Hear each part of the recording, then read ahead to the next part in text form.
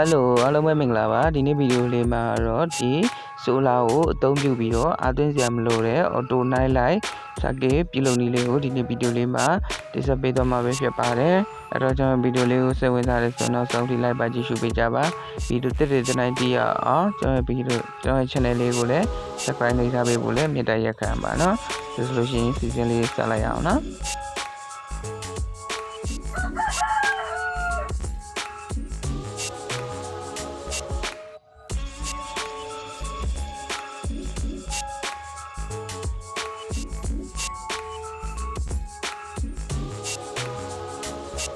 အဲ့တော့ရင်စိုးဒီမှာကျွန်တော်စစ်ဖို့ဆိုတာပန်နယ်လို့မယ်ပြီးရင် DP4056 ဒီလီသီယမ်ဘက်ထရီချာဂျာလို့မယ်ပြီးတော့ရင် 3.7 volt LED တစ်လုံးလို့မယ်ပြီးတော့ဆိုရင် BC547 လို့မယ် ADR လို့မယ်ပြီးတော့14000ခွန်တိုင်ဟုတ်လို့မယ်ပြီးရင် 10k resistor တစ်လုံးလို့မယ်ပြီးရင်ဒီ mobile phone battery အဟောင်းပေါ့နော်အဲ့ဒါတစ်လုံးလို့မယ်အဲ့တော့ရင်ဦးဆုံးအနေနဲ့ကျွန်တော်14000ခွန်ထိုင်ဟုတ်ကဲ့ကတ်တုတ်ကိုဒီ TP4056 module ရဲ့ import အပေါင်းတွေကနေကျွန်တော်ဆက်ပေးမယ်ပေါ့နော်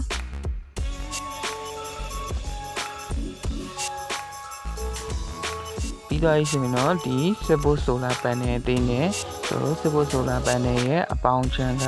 အပေါင်းက diode ရဲ့ anode ချမ်းကိုလက်ဆက်မယ်ပေါ့နော်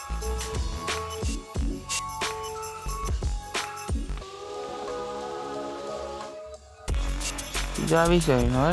ဒီဆိုလာရဲ့အနှုတ်ကဒီမှာဒီ TP4056 ရဲ့ import အနှုတ်ကိုလာပြီးတော့ဆက်ပေးမယ်ပေါ့နော်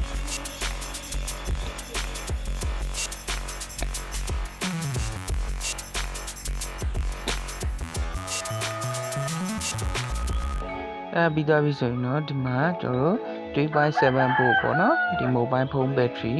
ကိုကျွန်တော်ဆက်ပေးမယ်ဆိုလို့ရှိရင်ဒီမှာ B- နဲ့ B+ ရှိရပေါ့နော် B- နဲ့ B+ ကနေလာပြီးတော့ဆက်ပေးမယ်ကျွန်တော်တို့အနှုတ်နဲ့အပေါင်းကို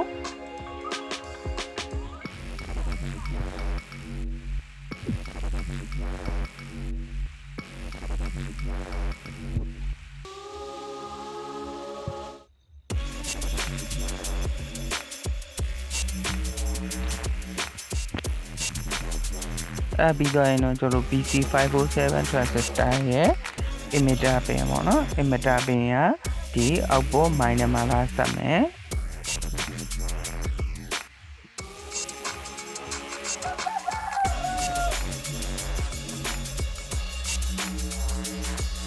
ပြီးတော့ရင်တော့ကျွန်တော် area ပေါ့နော် area ကိုဆက်ပေးမယ် area ရဲ့တစ်ချောင်းကကျွန်တော်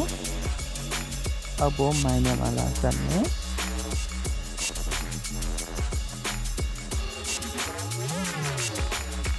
ကျန်တဲ့တစ်ချောင်းကတော့ကျွန်တော်တို့ BC547 transistor ရဲ့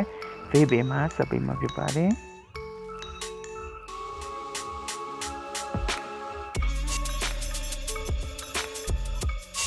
ပြီးတော့ဆိုရင်တော့ကျွန်တော်တို့ 10k resistor ရဲ့ pin တစ်ချောင်းကကျွန်တော်တို့ transistor ရဲ့ base pin မှာလာဆက်မယ်ကျန်တဲ့တစ်ချောင်းကတော့ဒီတိုင်းလွှတ်ထားမယ်ပေါ့နော်ခဏ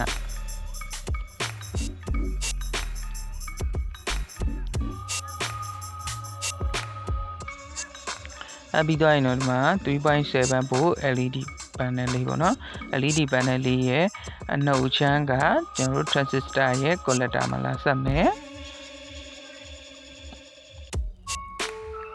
ကျန်တဲ့တစ်ချောင်းကအပေါင်းချောင်းကကျွန်တော်တို့ခုနကတော့ 10k resistor ရဲ့တစ်ချောင်းမှာလာပြီးဆက်ပေးမယ်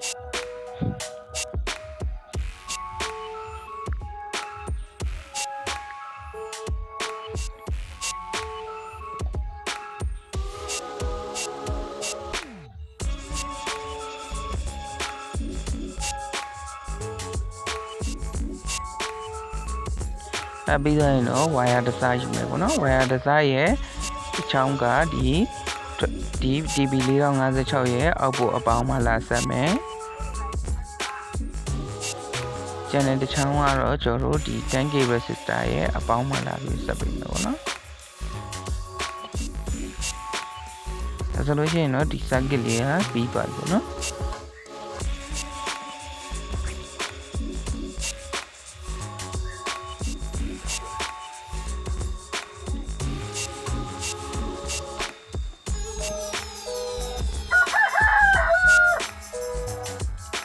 မှာဆိုလို့ရှိရင်ကျွန်တော်တို့ညဘက်အနေထားမဟုတ်ဖြစ်နေတဲ့အတွက်ဒီမှာ area ကိုဒီမီးမထိနေတဲ့အတွက်ဒီကောင်ကဒီ auto billing နေပေါ့နော်ကဲလို့ area ကနေအောင်အောက်မှာဆိုလို့ရှိရင်တော့ဒီကောင်မီးပိတ်နေမှာဖြစ်ပါတယ်အဲ့တော့ဒီကောင်ကိုကျွန်တော်လက်တွေစမ်းပြမယ်ပေါ့နော်ဒါဆိုလို့ရှိရင်မီးရောင်ဝင်လာပြီပေါ့နော်မီးရောင်ဝင်လာပြီဆိုတဲ့အချိန်ကြလို့ရှိရင်ဒီ area ကအလုံးလုံးတဲ့အတွက်ဒီမှာဒီမီဒီလေးက auto ပိတ်သွားတယ်ပေါ့နော် auto ပိတ်ပြီးတော့ဒီ TB 4056ရဲ့ဒီ charging မှာ indicator လေးမီဒီယာလင်းနေမှာဖြစ်ပါတယ်ဗျာဒါဆိုရှင်ဘက်ထရီကိုအားသွင်းနေတဲ့အနေအထားဖြစ်ပါပြီပေါ့နော်ဒါနေ့ပတ်မှာဆိုလို့ရှိရင်ဒီအနေအထားဖြစ်ပြီးတော့မီးသွင်းမီးကနေမီးလင်းနေပြီးတော့ကျွန်တော်တို့ဘက်ထရီကိုအားဝင်နေမှာပေါ့နော်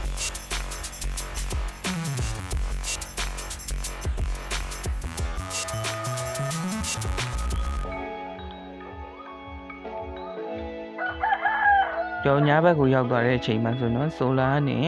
အားဝင်နေတာရက်သွားပြီးတော့ကျွန်တော်တို့ဒီမီဒီလေးအားသူနဲ့သူအော်တိုဘက်ထရီကနေအားယူပြီးတော့လင်းနေမှာဖြစ်ပါတယ်နော်ဒါဆိုလို့ရှိရင်မီးမဝင်တော့တဲ့အချိန်မှာမီးလေးကသူ့ဘာသူအော်တိုလင်းနေမီးဝင်နေတဲ့အချိန်မှာဆိုလို့ရှိရင်ကျွန်တော်တို့ဘက်ထရီကိုအားသွင်းနေတယ်ပေါ့နော်ဒါအဲ့ဒီနီလန်နဲ့အော်တိုအားပြည့်သွားမှာဖြစ်ပါတယ်ကျွန်တော်တို့တီးတက်အားသွင်းကြမလို့ပါဘူးเนาะမဆိုလို့ရှိရင်မီးဝင်နေเนาะဓမီအောင်နဲ့ကျွန်တော်စမ်းပြနေဖြစ်ပါတယ်ဒါဆိုလို့ရှိရင်လွှတ်လိုက်တဲ့အချိန်မှာဆိုလို့ရှိရင်သူကသူအော်တိုမီးရလင်းလာတယ်ပေါ့နော်အဲ့တော့ကျွန်တော်တို့အရေးကြီးတာကဒီဆိုလာနဲ့အဒီယာလေးကိုနေအောင်တိုက်ရိုက်မြင်ရတဲ့နေရာမှာထားဖို့ရည်ကြီးတယ်ပေါ့နော်အဲ့ဒါလေးတစ်ချက်တော့သတိထားရမယ်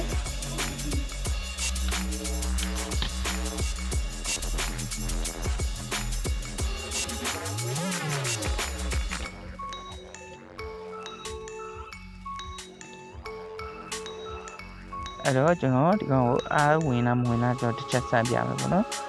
မှာဆိုလို့ရှိရင်ဒီကတော့2A ပဲရှိတယ်ဒီမှာဆိုလို့မီးထိုးလိုက်ပြီးဆိုရင်အော်တိုဘိုးကတက်လာတယ်ပေါ့နော်ဒီမှာ1ဘက်ထရီကိုအားဝင်နေပြီပေါ့နော်ဒါ charging mode ဖြစ်သွားပြီ။မှာဆိုလို့ရှိရင်အားဝင်နေပြီ။နော်။မှာဆိုရင်525354ပေါ့နော်အားတက်လာတယ်